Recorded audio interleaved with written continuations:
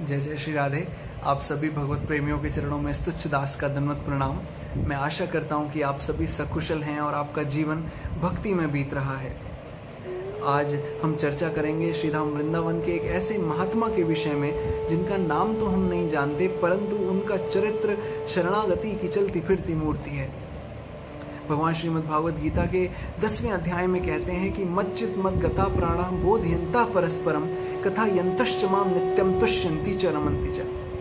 इस श्लोक में भगवान अपने भक्त के लक्षणों के विषय में बता रहे हैं। वे कह रहे हैं कि जिनके प्राण, जिनका चित्त सदा मुझ में लगा हुआ है, जो सदा मेरे विषय में एक दूसरे को बोध कराते रहते हैं, जो मेरी कथा को सुनकर, मेरी कथा को कहकर संतुष्टि का अनुभव करते हैं, ऐसे होते हैं मेरे भक्त। यह चरित्र जो हम आज चर्चा करेंगे, यह चरित्र हमने वृंदावन के ही एक परम रसिक संत जिनका नाम श्री राजेंद्र दास जी महाराज है, उनके श्रीमुख से सुना था। वह बताते हैं कि यमुना जी का जो मंदिर है, यमुना जी के ही किनारे वहाँ एक पीपल का वृक्ष है। आपने भी वह वृक्ष देखा होगा, वह मंदिर देखा होगा। वहीं पर वे महात्मा विराजते थे। उनकी अवस्था कुछ होगी 40 वर्ष की। उनकी दाढ़ी बढ़ी हुई, बाल बढ़े हुए, नखून बढ़े हुए और तन आधा ढका हुआ, आधा उघड़ा हुआ। कोई कुछ भी दे दे, रोटी दे दे, उसको पा लेते थे। रज में रख देते थे, वहीं से पा लेते थे। कोई कुत्ता उसको ले जाए, कोई बंदर उसको ले जाए, गैया उसको खा जाए, कोई और उसको ले जाए। उनको कुछ लेना देना नहीं, कोई होश नहीं, भूखे ही दिन निकाल देते थे, ऐसे ही रहते थे। कोई अगर साधारण मनुष्य उनको देखेगा तो प्रथम दृष्टि में उनको कहेगा कि कोई पागल ही है। तो एक बार श्री राजेंद्र दास जी महाराज यमुना जी के समीप ही कुछ ही दूरी पर श्री भक्तमाल जी की कथा कह रहे थे। तो वहाँ एक दिवस की कथा में लाउड स्पीकर चलना बंद हो गए। कोई बात हुई कि वो चलना रुक गए। तो राजेंद्र दास जी महाराज ने देखा कि वे महात्मा कथा पंडाल में सबसे अंत में आकर चुपचाप विराजमान हो गए। राजेंद्र दास जी महाराज ने जब उनको देखा तो उनको समझ में आया ये कोई पागल नहीं है, तो कोई भगवान के भक्त लगते हैं। अब श्री कथा में श्री करमेती बाई जी का चरित्र चल रहा था। तो श्री राजेंद्र दास जी महाराज की दृष्टि एक बार पुनः उन पर जाती है। तो वे देखते हैं कि उनकी आंखों से अश्रुपात हो रहा है। राजेंद्र दास जी महाराज समझ गए, ओहो, ये कोई भगवान के अनुरागी भक्त हैं, ये तो भगवान के कोई प्रेमी भक्त हैं। और राजेंद्र दास जी महाराज ने अपने मन में सोचा कि इनसे जाकर तो मैं खुद मिलूंगा। कथा पूर्ण हुई। एक या 2 दिवस के बाद की बात है। सर्दियों के दिन थे। श्री राजेंद्र दास जी महाराज संध्या को यमुना जी के किनारे से निकल रहे थे। बहुत कोहरा पड़ रहा था। उन्होंने देखा कि वे भक्त एक फटी सी चादर ओढ़े वहीं ठिठुर रहे थे यमुना जी के मंदिर के पास। राजेंद्र दास जी महाराज ने सोचा कि यही समय है, इनको खुद जाकर प्रणाम करना चाहिए। राजेंद्र दास जी महाराज वहां जाते हैं और भूमि पर सर रखकर उनको प्रणाम करते हैं और उनसे पूछते हैं कि हे महात्मा, आप कहाँ के रहने वाले हैं? तो वे उत्तर देते हैं, मैं फर्रुखाबाद का रहने वाला हूँ।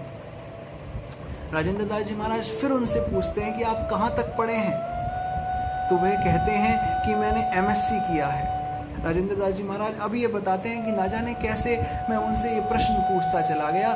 शायद कोई भगवत प्रेरणा ही होगी, भगवत कृपा ही थी कि ऐसे महात्मा से भगवान ने उनको मिलाया। तो जब यह सुना कि उन्होंने MSc किया है, तब तो राजेंद्र दास जी महाराज को आश्चर्य हुआ। तब उन्होंने पूछा कि आप तो अच्छे परिवार के लगते हैं, आप तो पढ़े लिखे भी हैं, तो आप ऐसे क्यों रहते हैं? जब यह प्रश्न उन्होंने महात्मा जी से पूछा तो महात्मा जी के नेत्र अश्रुओं से भर गए, गला रुंध गया और कपकपाती आवाज में उन्होंने उनसे कहा कि मैं कन्हैया से मिलने के लिए यहाँ ऐसे बैठा हूँ। अब जब यह बात श्री राजेंद्र दास जी महाराज ने सुनी तो उनका भी हृदय भाव से भर गया, आंखों में अश्रु आ गए। तो फिर उन्होंने उनसे प्रश्न पूछा, क्या आपको कन्हैया जी के दर्शन हुए? तो वे महात्मा बोलते हैं कि हाँ हुए। राजेंद्र दास जी उनसे पूछते हैं, क्या स्वप्न में आपको दर्शन हुए? तो वह बोलते हैं कि नहीं, जैसे आपके दर्शन हमें इस समय हो रहे हैं, ऐसे ही दर्शन कन्हैया जी के हुए। राजेंद्र दास जी ने फिर पूछा, अच्छा कितनी बार हुए आपको कन्हैया जी के दर्शन? तो अब तो वे संत विवल हो गए, आंखों से अश्रु बहने लगे, भूमि की ओर सिर कर लिया और मुख से निकला, नित्य होते हैं, नित्य नित्य होते हैं, नित्य होते हैं। 3 बार उन्होंने ऐसा कहा। राजेंद्र दास जी महाराज ने जब ये बात सुनी तो चरणों में गिर गए। उन्होंने कहा कि आप जैसे महात्मा के दर्शन होकर मैं कृतार्थ हो गया। तब वे महात्मा कहते हैं कि हे महाराज जी, मेरी आपसे विनती है कि आप ये बात किसी से ना कहना, मेरे विषय में किसी को ना बताना। तो यदि वे लोगों को अपनी ओर आकर्षित करना चाहते, यदि वह किसी चीज़ का उनको लोभ या लालच होता तो वह ऐसी बात कहते ही ना। उन्होंने कहा कि मैं अपने विषय में किसी को नहीं बताना चाहता, मैं ऐसे ही यहाँ रहकर भगवान के दर्शन करना चाहता हूँ। तो राजेंद्र दास जी महाराज ने भी उनको यह वचन दिया कि जब तक आपका शरीर है, जब तक मैं भी जीवित हूँ, जब तक आप यहाँ रहेंगे, मैं ये बात किसी से नहीं कहूँगा। उसके बाद 4 या 6 महीने बाद की बात है, उनका शरीर पूरा हो गया। लोग उनको ले जाकर यमुना जी के किनारे ले गए और उनका अंतिम संस्कार किया। अब राजेंद्र दास जी महाराज जब ये बात बताते हैं तो कहते हैं कि कलयुग में श्रीधाम वृंदावन में ही ऐसे भगवान के भक्त हैं जो सदा भगवान का दर्शन कर रहे हैं। हमारे मन में भी ये कभी कभी प्रश्न होता होगा कि हमें भगवान के दर्शन क्यों नहीं होते, हम क्यों भगवान को नहीं देख पाते, भगवान इतने गुप्त रूप से क्यों रहते हैं। देखिए, रामचरितमानस कहती है, श्री गोस्वामी तुलसीदास जी महाराज कहते हैं कि हरि व्यापक सर्वत्र समाना, प्रेम ते प्रकट होई मैं जाना। हरि तो हर जगह व्याप्त है, हर जगह विराजमान है, परंतु प्रेम से प्रकट होते हैं। उनके प्रति प्रेम यदि हमारे हृदय में है तब वे प्रकट होते हैं। गोस्वामी जी एक जगह और यह भी कहते हैं कि राम ही केवल प्रेम प्यारा, जान लेहु जो जान निहारा। श्री राम को सिर्फ, भगवान को सिर्फ प्रेम ही प्यारा है, प्रेम ही उनको चाहिए, भावग्राही जनार्दन है वो।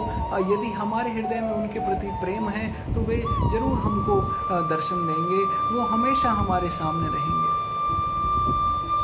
तो हमें इस बात को समझना चाहिए कि इस भौतिक जगत में भी यदि हमें किसी वस्तु को प्राप्त करना है तो उसके लिए घोर श्रम करके धन इकट्ठा करना पड़ता है, फिर जाकर उस वस्तु को लेकर आना पड़ता है।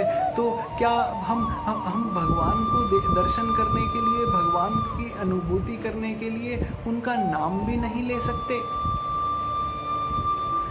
हम उन महात्मा जैसे तो ना बने, परंतु नाम लेने में तो कम से कम लग जाएं, जिससे कि कोई ना कोई दिन तो ऐसा होगा, किसी ना किसी दिन तो उनकी कृपा होगी, जिस दिन हमारे मन में यह बात आएगी कि हे भगवान, अब बहुत हो चुका, आप हमें दर्शन दे दीजिए, हम आपके बिना नहीं रह सकते। जब ऐसा भाव होगा तब हमें भगवान के दर्शन उसी समय, उसी क्षण हो जाएंगे। तो हम और कुछ ना कर अपना जीवन, अपना समय, जो कुछ भी, जब तक इस घट में प्राण है, बैठकर कैसे भी भगवान का नाम लेते रहें, सदा जपते रहें, हर श्वास में जपते रहें। हरे कृष्ण कृष्ण कृष्ण हरे हरे, हरे राम राम राम हरे हरे। जय जय श्री राधे।